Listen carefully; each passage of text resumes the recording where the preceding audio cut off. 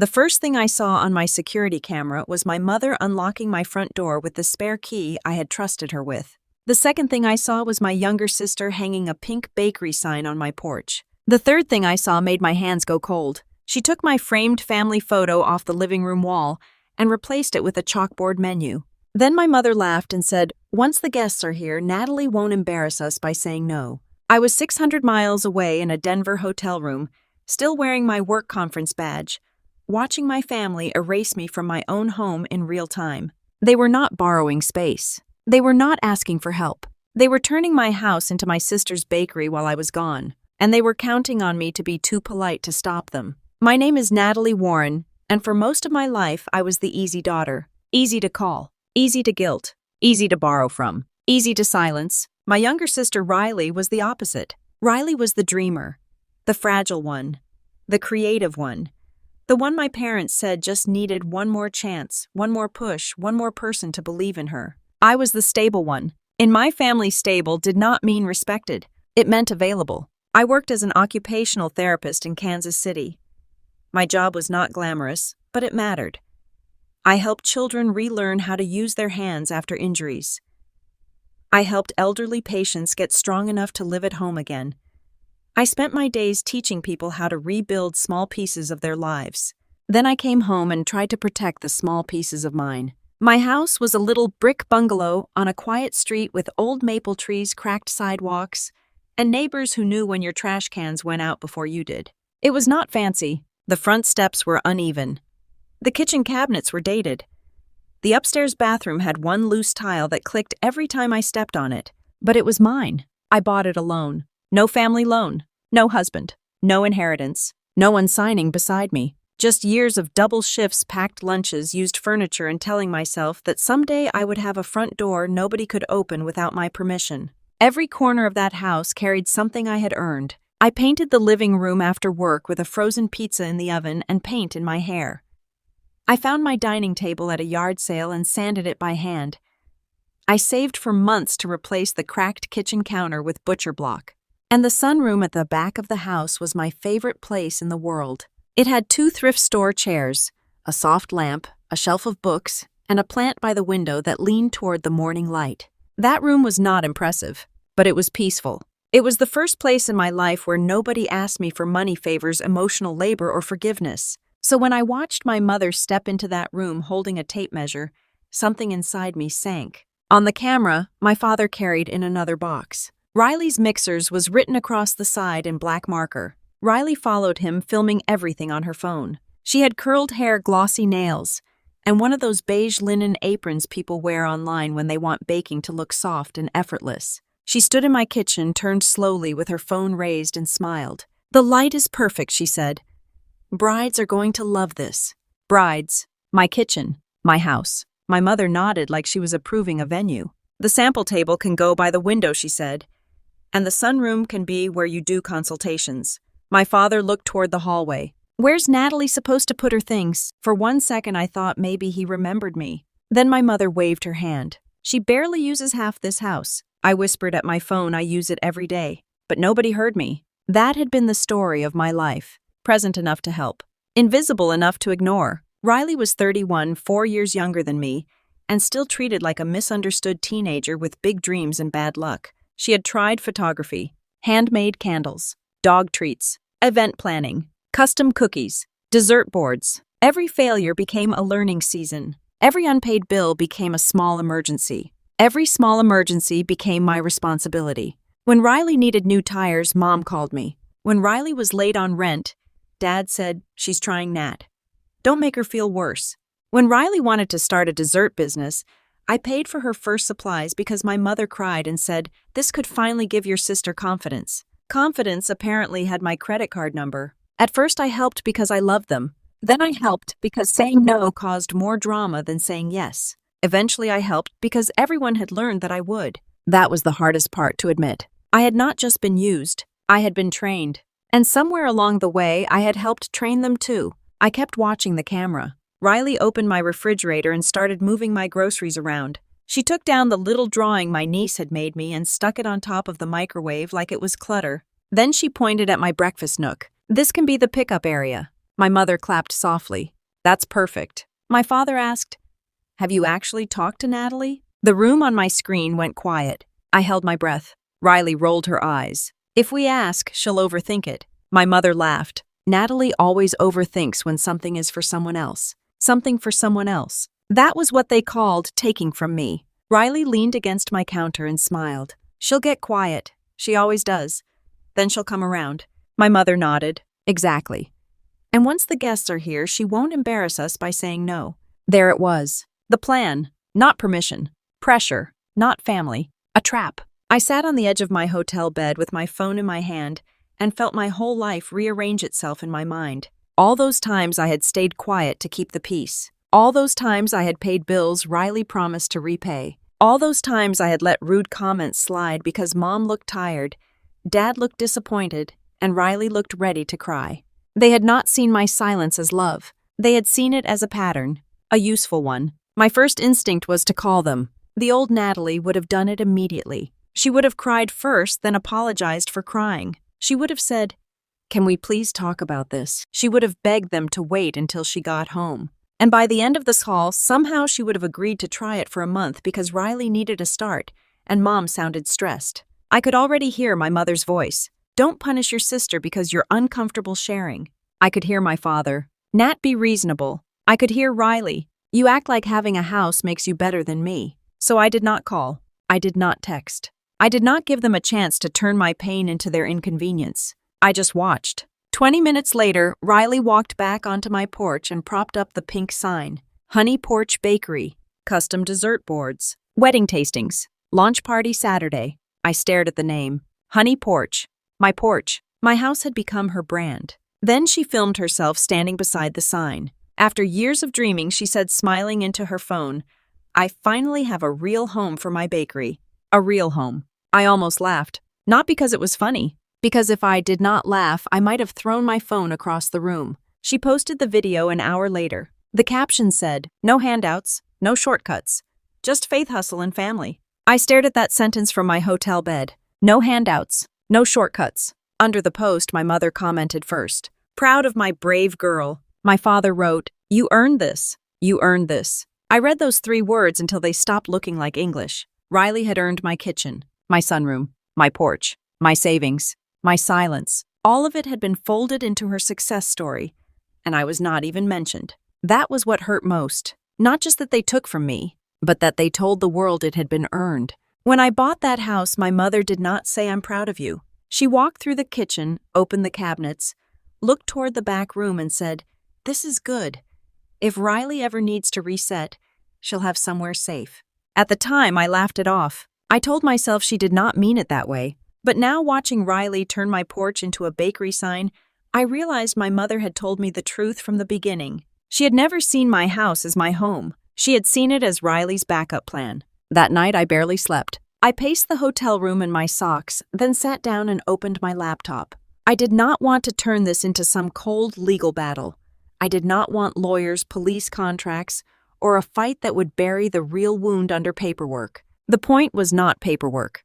The point was that my family had walked into my home and decided my life could be rearranged for someone else's dream. So I saved the things that told the emotional truth. Riley's post using my porch. The clip of my mother saying I would not embarrass them. A photo from my neighbor, Mrs. Alvarez, showing the sign by my steps. Texts from my mother saying, "Can you help Riley just this once?" Messages from Riley promising to pay me back after the next market, the next launch, the next order, the next miracle. A charge on my credit card for a commercial mixer Riley had sworn she would remove from my account. I did not save those messages because I wanted revenge. I saved them because I was tired of being called dramatic for remembering what really happened. Nothing looked huge by itself, but together it told the story my family never wanted spoken out loud. They did not just love me. They leaned on me. They did not just ask for help. They expected access. And when access was not enough, they took space. The next morning, while I waited for my flight home, Riley posted again. 4 hours until Honey Porch Bakery opens its doors. Its doors. I zoomed in on the picture. Those were my doors. The same front door I had painted dark green after closing on the house because I wanted something cheerful to come home to. Now yellow balloons were tied to the railing. A white table sat on the porch with favor bags. My mother had hung a pink flower wreath on the door. Not my wreath, not my style, not my life. Then Mrs. Alvarez texted me. Honey, did you know there are people setting up folding tables in your living room? I typed back. I know now. She sent another message. Your mother just told someone the tasting starts at 2. Looks like half her church group is coming. I looked at the airport clock. If my flight landed on time, I would reach my house around 2:20. For the first time in 2 days, I smiled. Not because I was happy, because they had chosen an audience. And now I would too. When I landed in Kansas City, I asked the rideshare driver to drop me at the corner instead of in front of the house. I needed one quiet moment before walking into what they had done. From half a block away, I could hear music, soft pop music, the kind people play at bridal showers and baby showers. Cars lined both sides of the street. Women in floral dresses walked up my front path carrying gift bags. One of my cousins stood on my porch taking a photo of Riley's sign.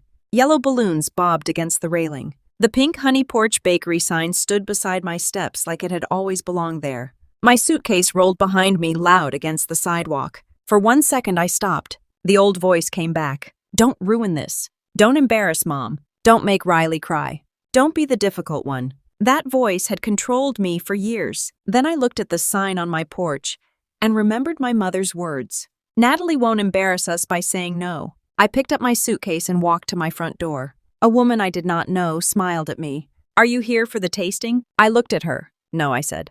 I live here. Her smile disappeared. I unlocked my own front door and stepped inside. The smell hit me first. Buttercream, lemon, sugar. It should have felt warm. Instead, it felt like someone had poured frosting over a wound and called it decoration. My living room was full of people. My couch had been shoved against the wall. My bookshelf was hidden behind a balloon arch. My dining table was covered with cupcakes, cookies, tied with ribbon, little jars of frosting, and business cards with Riley's logo on them. My grandmother's lamp was unplugged and sitting on the floor near the hallway, and on the wall where my framed family photo had been, there was now a chalkboard menu. Honey Porch Bakery, signature lemon bars, bridal dessert boards, consultation packages. My family photo sat on the floor behind a stack of cupcake boxes, face down. For a moment, I forgot how to breathe. It was such a small thing, a picture frame, a wall, a menu, but it felt like the whole story of my family in one image. Riley's dream displayed. My life face down behind it. In the sunroom, my books had been taken off the shelves and stacked in a laundry basket. A small round table sat where my blue reading chair used to be. On it was a sign that said, Bride Consultations. I stood there staring at it, Bride Consultations. In the room where I used to drink coffee on Sunday mornings, because it was the only place in my life where nobody needed anything from me. My mother saw me first. Her public smile vanished. The private warning appeared. Natalie, she said tightly, what are you doing here? I lifted my suitcase. I came home. Her eyes darted around the room. You should have called first. A few people heard that. I let the silence stretch. To come to my own house, my mother's mouth tightened. Riley turned from the dessert table and saw me. For half a second she froze. Then she smiled like a performer who had missed a step but still knew the routine. Natty, she called loudly.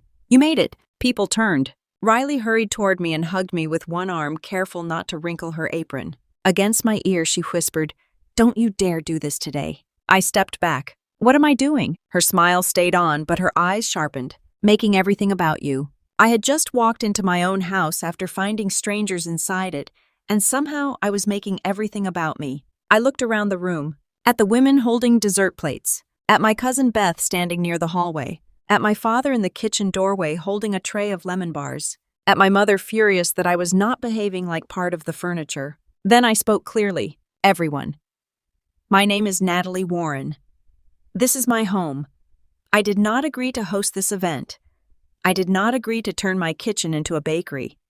I did not give permission for my porch, my sunroom, or my address to be used for Honey Porch Bakery. The room went silent. Not quiet. Silent. A woman near the window slowly lowered her cupcake. My mother stepped toward me. Natalie, stop. I looked at her. Number. She blinked. I had never said it like that before. Not shouted. Not cried. Just no. Riley laughed, but it sounded thin. My sister is tired from traveling, she said to the room. She's always been sensitive about her space. I turned to her. You mean my house? Her cheeks flushed. You weren't using half of it. A few people looked up. My cousin Beth whispered, Riley, But Riley was too angry to stop. "You have this whole house to yourself," she snapped. "You're single. What do you even need all this space for?" There it was. The cruel part. The thing she had probably said behind my back 100 times. The room shifted. Even my mother looked uncomfortable. Riley kept going. "I'm trying to build something. I'm trying to have a future. You could have helped me without acting like some victim." For years, that word would have made me panic. Victim. I would have rushed to prove I was fair. I would have softened my voice. I would have said, "I'm not trying to attack you." This time I let the word sit between us. Then I said, "I helped you for years. That is why you thought you could take my home too." Riley's mouth opened, but nothing came out. My father stepped forward, his face tight with embarrassment. "You have a house," he said. "Riley has a dream. Why is it so hard for you to share?" That hurt worse than Riley's words, because Riley was selfish. But my father was supposed to be fair. I looked at him for a long moment. "Because a dream that requires stealing someone else's peace is not a dream," I said. "It's entitlement." No one moved. Then I took out my phone. No thick folder. No dramatic stack of papers. Just my phone. I opened Riley's post and held it up.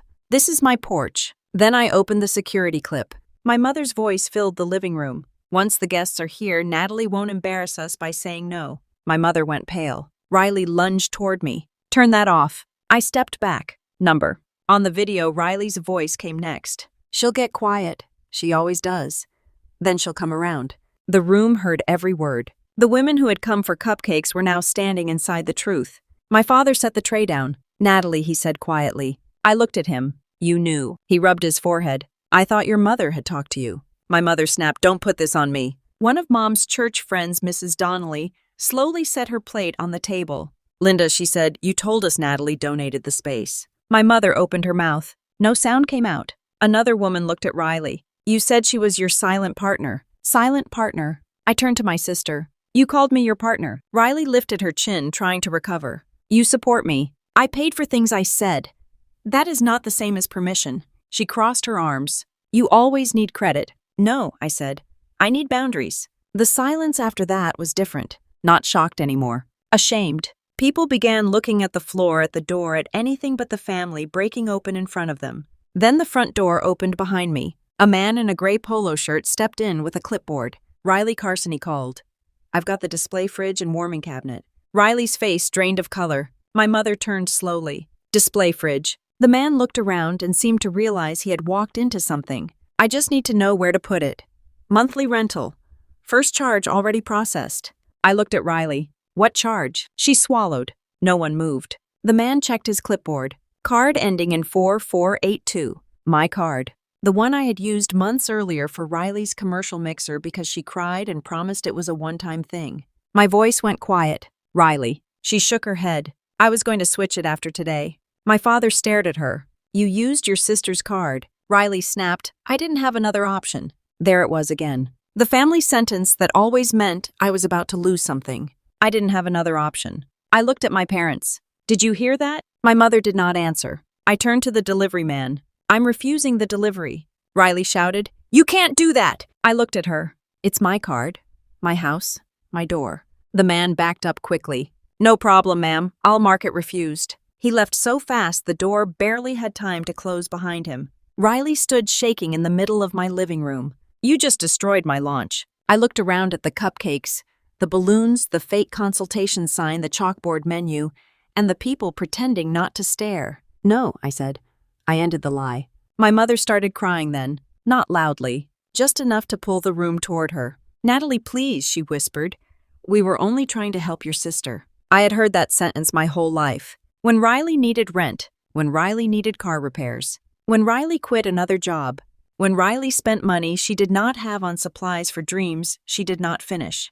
"We were only trying to help your sister." I looked at my mother and asked the question I should have asked years ago. "When were you trying to help me?" She stared at me. I asked again. "When I worked overtime to cover Riley's rent, who helped me?" No answer. "When I skipped replacing my own tires because Riley needed bakery supplies, who worried about me?" My father looked down. "When I sat in my driveway crying because you called me selfish for asking to be paid back, who protected me?" Riley whispered, "Stop."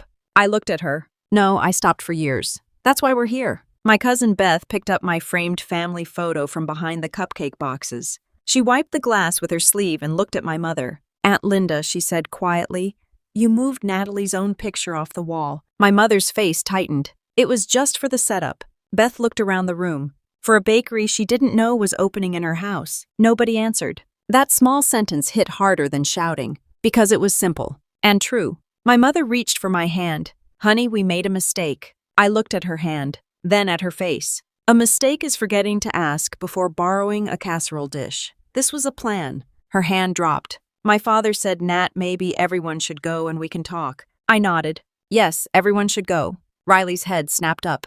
"What?" I looked at her. "The launch party is over." She laughed once, sharp and ugly. "You're kicking out your own family." "No," I said.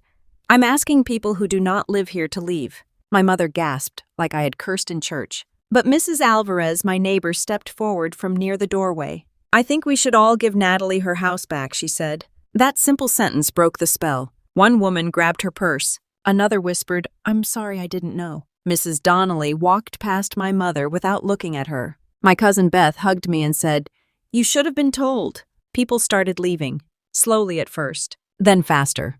The room drained of guests, then noise, then Riley's little fantasy. Within 15 minutes, the music was off. The cupcakes sat untouched. The yellow balloons looked childish now. The honey porch sign leaned against the wall like something nobody wanted to claim. Riley stood by the dessert table with mascara under her eyes. "You made me look like a liar." I looked at her. "No.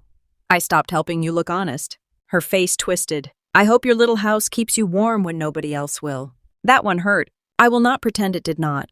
Because the deepest cuts are not always lies. Sometimes they are aimed at the fear you already carry. I was alone in that house. I had built a peaceful life, but yes, sometimes it was lonely. Riley knew that, and she used it like a knife. For 1 second, my hand actually moved toward one of her boxes. That was the worst part. Even after all of it, my body still wanted to help them carry the things they had used to erase me. Dependable daughters do not stop being dependable in one afternoon. The habit lives in your hands long after your heart wakes up. Then I looked at my sunroom, my books in a laundry basket, my chair shoved aside, my quiet turned into her sales pitch. And I remembered something important. Lonely is not the worst thing a person can be. Used is worse. Erased is worse. Surrounded by family and still unprotected is worse. So I picked up one of Riley's boxes and placed it by the door. "Take your things." My mother looked horrified. "Where is she supposed to go?" I looked at her. "Home with you." The room went still again. My father looked up.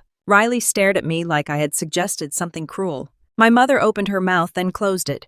And there it was. The truth underneath all their speeches. They wanted Riley supported. They just did not want to carry the weight themselves. My house had been easier. My money had been easier. My silence had been easiest of all. For the next hour, they packed. I did not help. My hands wanted to move. To fold boxes. To clean. To make the room less uncomfortable. But I stood still. I let them carry the things they had brought into my house without asking. The cake stands. The mixers. The sample jars. The fake flowers. The business cards. The pink sign. Piece by piece, Honey Porch Bakery left my home. At the door, Riley turned back. "You changed." I looked at her. "No, I just stopped disappearing." She did not answer. My parents did not hug me. They did not apologize. They drove away with Riley's boxes packed into the back of their SUV, the pink sign sticking awkwardly out of the trunk. When the last car pulled away, I locked the door. Then I changed the code. Then I took the spare key my mother had left on the kitchen counter and placed it in a drawer where nobody else could reach it.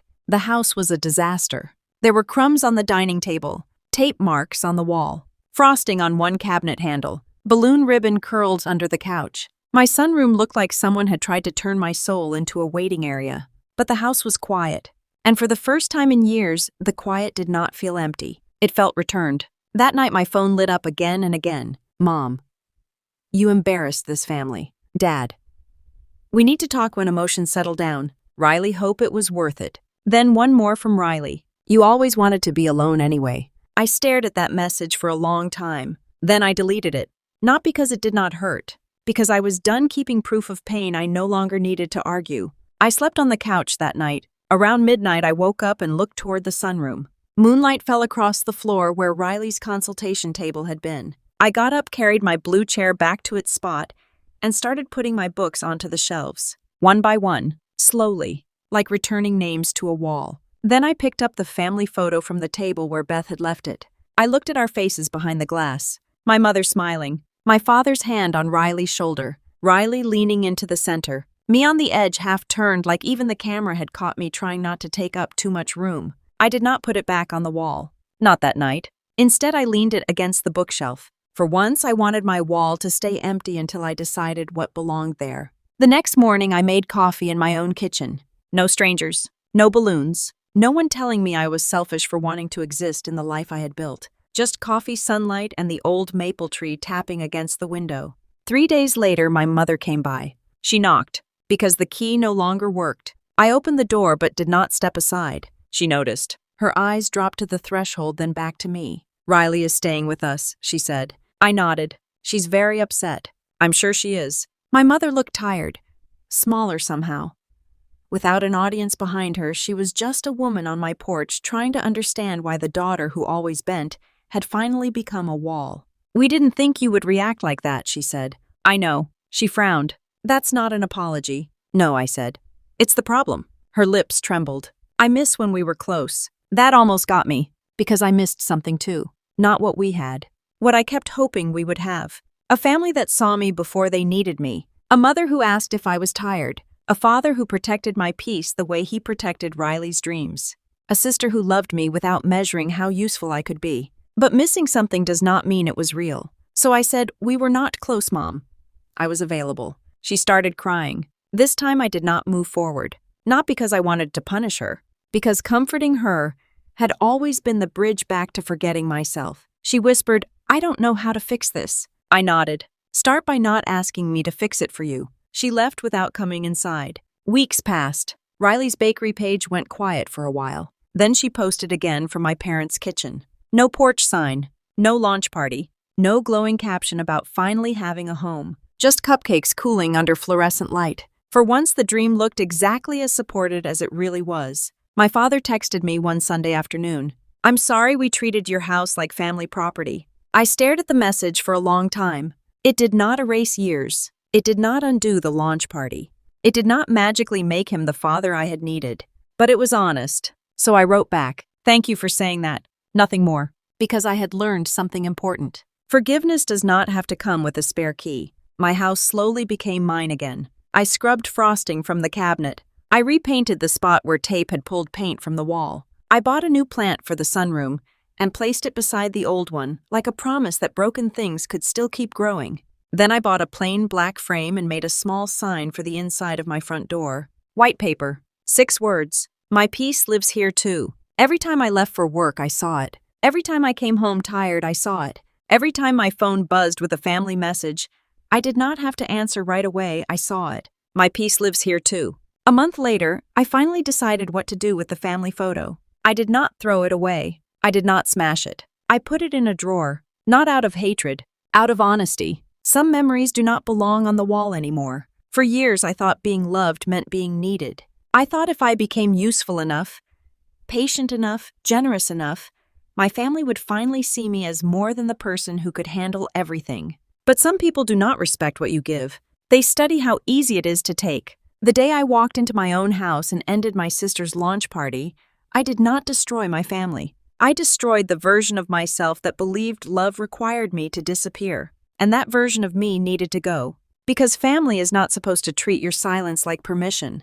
Family is not supposed to turn your kindness into a lease. Family is not supposed to call you selfish for protecting the only place where you finally feel safe. My sister said I would end up alone. Maybe she meant it as a curse. But that night, sitting in my quiet sunroom with my coffee, my books, and my own name still attached to my own life, I realized something. Being alone in peace is better than being surrounded by people who only love you when you are useful. So if you have ever been the dependable one, the quiet one, the one everyone expects to forgive before they even apologize, remember this. Your calm is not consent. Your kindness is not a contract. Your home is not family property. And your life does not become available just because someone else has a dream. Be honest, was I wrong for ending my sister's launch party in front of everyone? Or did my family deserve to be exposed in the same house they tried to take from me?